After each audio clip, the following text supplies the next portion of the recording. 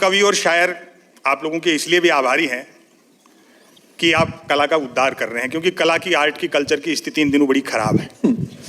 बिरजू महाराज तक च्यवनप्राश बेच रहे हैं।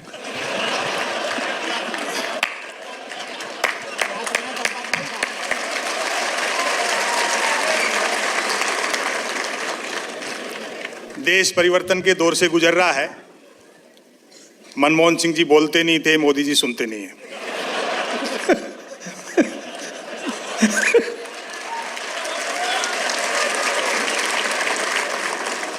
बोलने का ऐसा कोई माध्यम नहीं है जिसको वो छोड़ना चाहते हैं।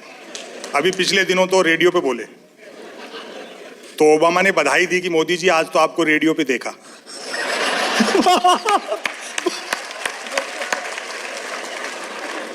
66 साल के इतिहास में ऐसा आत्ममुग्ध प्रधानमंत्री दूसरा नहीं आया। वो कहना तो ये चाहते हैं कि मैं तो नेहरू के बाद प्राइम मिनिस्टर बनता, लेकिन दिक्कत ये थी फिर चाय कौन बेचता।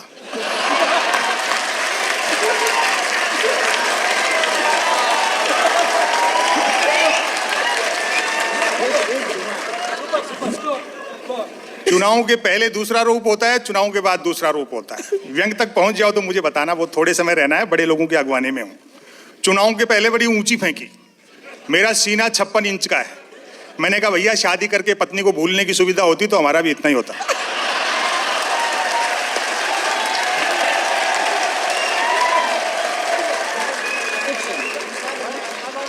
हाँ, देश उपलब्धियों के दौर से गुजर रहा है। अभी हमने मंगलयान छोड़ा, वो छोड़ा, जो भी कुछ हुआ वो अपनी जगह है। प्रचार ये किया जा रहा है कि हमने छोड़ा और वो पहली बार में पहुंच गया।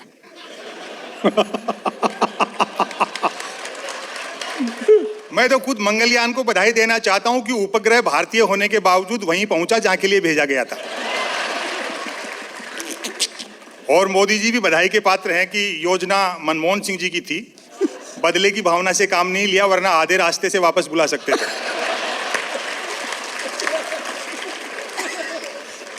क्या बम्पर बहुमत दिया साहब। हिंदुस्तानी आदमी, आम आदमी अपनी पे आ जाए तो हर पत्थर को देवता बना देता है।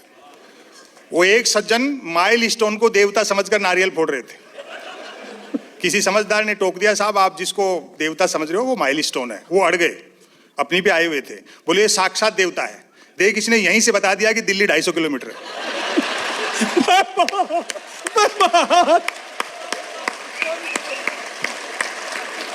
भाई वाह वाह, क्या बात है संपत जी, भक्ति का लक्षण। लेकिन ये चीजें बनी कैसे? 10 साल तक देश साइलेंट मोड पे रहा। मनमोहन सिंह जी ने न बोलने की परंपरा अंत तक निभाई। मोदी जी को जीत की बधाई भी मिस कॉल से दी।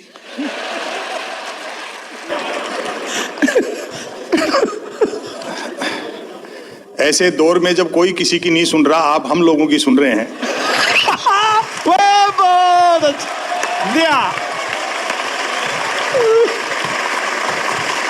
सच बताऊं, कवि और शायर बड़े संकट में, कोई सुनता नहीं है। मैं तो पिछले दिनों न्यूयॉर्क जा रहा था, हालांकि ये झूठ है, लेकिन मैंने मोदी जी से सीखा है कि आदमी झूठ भी बोले तो विजन बड़ा होना चाहिए।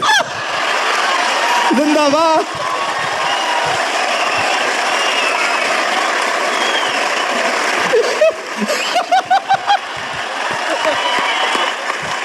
इन्होंने, संपत भाई, इन्होंने भी मोदी जी से सीखा कि माल किसी का भी हो, किसी को भी टिका देना चाहिए।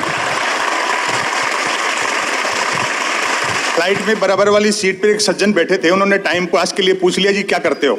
मैंने कहा जी कवि हूं। और मैंने पलट के पूछा आप? बोले जी बहरा हूं मैं तो।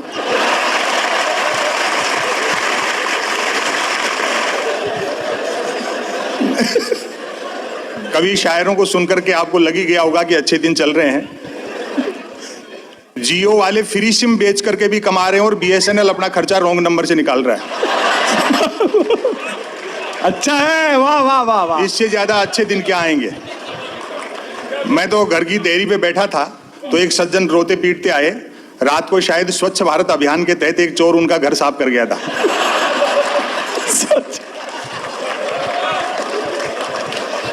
माथा पीटते झल्लाते हुए बोले संपत सरल जी क्या यही थे वो अच्छे दिन?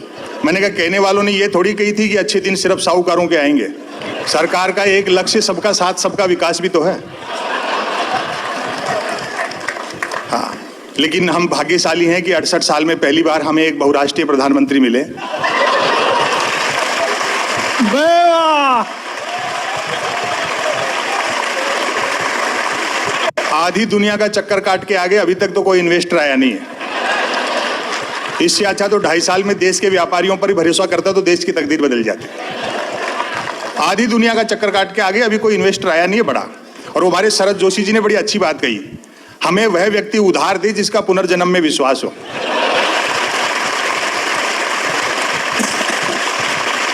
मैंने तो खुद एक मोबाइल फोन फाइनेंस करा रखा है ताकि फाइनेंस करने वाली कंपनियों के फोन आ सके। फोन करने वाली अक्सर लड़की होती है, वह बोलती है सर हमारी कंपनी से लोन ले लो, कम इंटरेस्ट आ रहा है। मैं तो कहता हूं भाई तू तो बोलती रहे, बहुत इंटरेस्ट आ रहा है।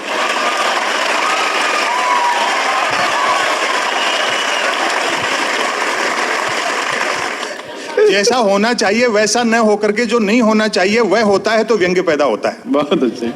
अभी बताया जैसे 1000 और 500 के नोट चलन से बाहर हुए, गैर कानूनी घोषित नहीं हुए हैं। ऐसे समझिए जैसे 2 बुजुर्ग नोटों को मार्गदर्शक मंडल में डाल दिया है।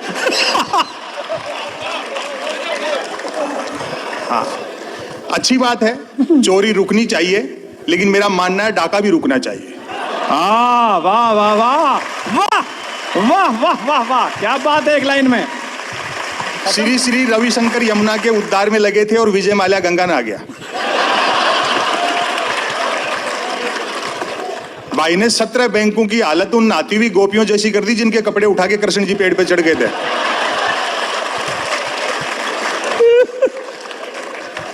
राजनीतिक दलों को मिलने वाला जो चंदा है वो आरटीआई के दायरे में लाओ, तब पता लगेगा कि सीना कितने इंच का है।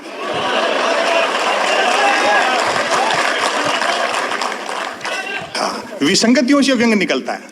स्वच्छ भारत अभियान के ब्रांड एम्बेसडर ऐसे ऐसे लोग भी हैं जिनकी खुद की बेडशीट नौकर झाड़ते हैं।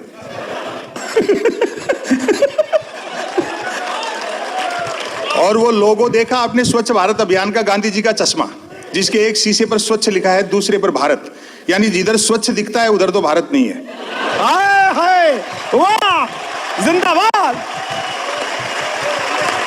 भाई, वाह भाई वाह, कमाल कर दिया। और जिधर भारत दिखता है वो स्वच्छ नहीं है। क्या दृष्टि हद है। तो तब हो गई जब डीडी किसान चैनल लॉन्च किया सरकार ने और उसके ब्रांड एम्बेसडर बनाए गए अमिताभ बच्चन। तो किसी ने सवाल कर लिया कि अमिताभ बच्चन का खेती किसानी से क्या लेना देना।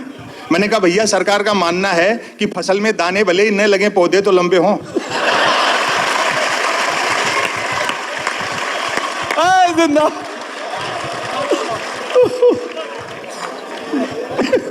वो पिछले साल जापान के प्रधानमंत्री शिंजो आबे आए थे हिंदुस्तान। तो मोदी जी ने शिंजो आबे के साथ बुलेट ट्रेन पर समझौता किया और अगले दिन शिंजो आबे को बनारस ले जाकर के 3 घंटे तक गंगा आरती दिखाई। 3 घंटे तक गंगा आरती देखने के बाद शिंजो आबे ने कहा मोदी जी जब आप लोगों के पास इतनी फुर्सत है तो काहे को बुलेट ट्रेन चला रहे हैं।